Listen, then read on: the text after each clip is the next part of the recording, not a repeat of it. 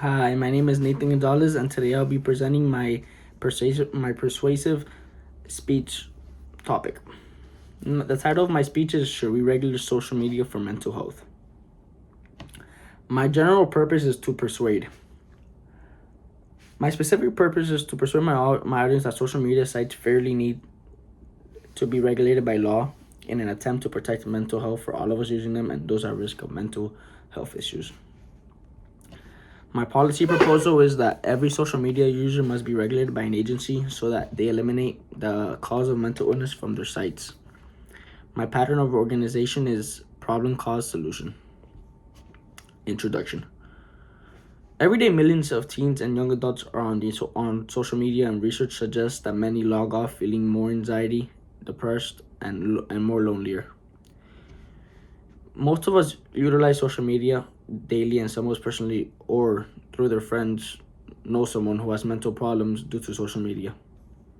I have been reading peer-reviewed journals, reliable news sources, in order to discover both the detrimental effect of social media and the difficult task to the ethical dilemma of regulation.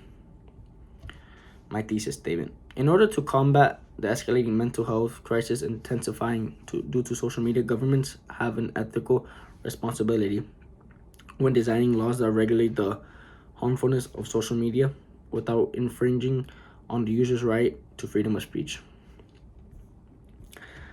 My main points. I will explain the ill mental health impact on social media's captivity, runaway growth, side causes, and an outline reasonable legislation that provides safety without the sacrifice of freedom.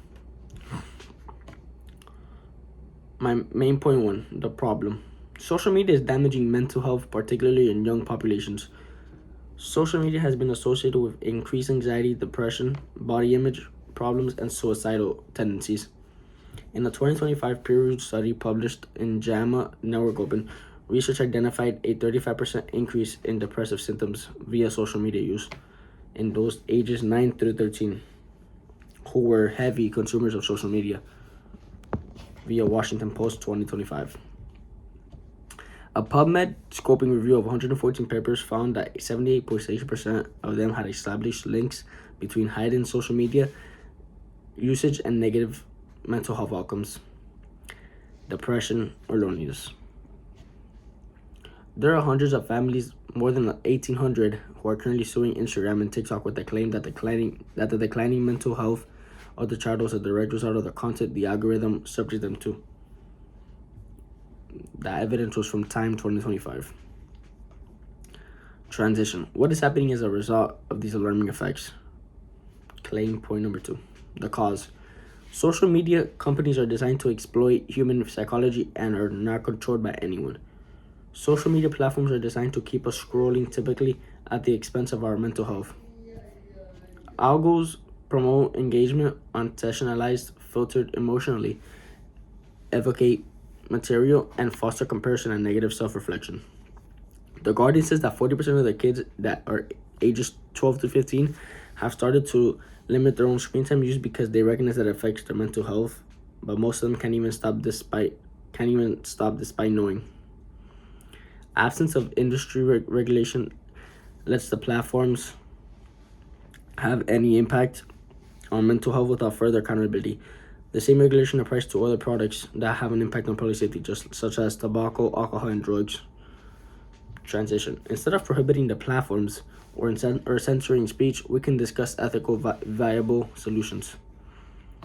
Claim point number 3, which is the solution. Sensible regulation can protect mental health without censoring free speech. 1. What we need are policies requiring platforms to offer mental health warning signs after prolonged use, open algorithms, opt-ins rather than addictive defaults. 2. Social media companies also need to be held responsible for propagating harmful content, especially to children. And 3. This is not a censorship. This is public health, just like we label foods or wear seatbelts. ElectroQ states that teens who use social media for more than 2 hours are 2.7 times more likely to develop depression. This harmful trend will only worsen if not regulated. Conclusion.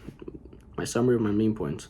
Social media use is aggravating mental illness, especially in the young. This harm is mainly due to the way these websites are structured. Proper regulation is a moral and ethical response. The government must come up with an appropriately proportionate policies which regulate the impact of social media on mental health, but do not infringe upon an individual's personal use of freedom. Call to action. Let us not wait for another generation to be ravaged by depression, anxiety, and loneliness.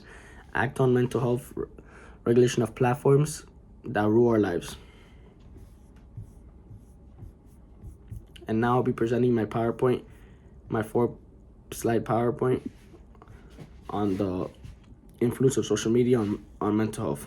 Should there be regulations on social media platforms to protect mental health?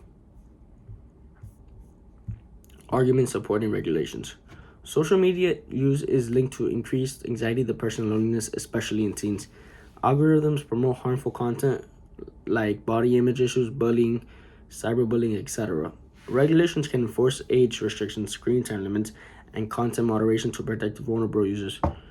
Public health concern, the mental well-being should take priority. Arguments against regulations. Over-regulation could infringe on free speech rights and personal freedoms.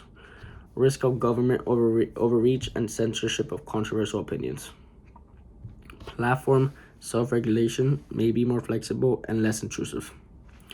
Slippery slope. Who decides what content is harmful?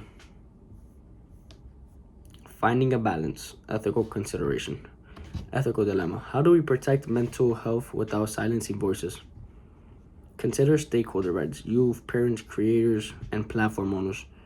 Possible middle ground, transparent guidelines, AI moderation with human oversight, digital literacy, education.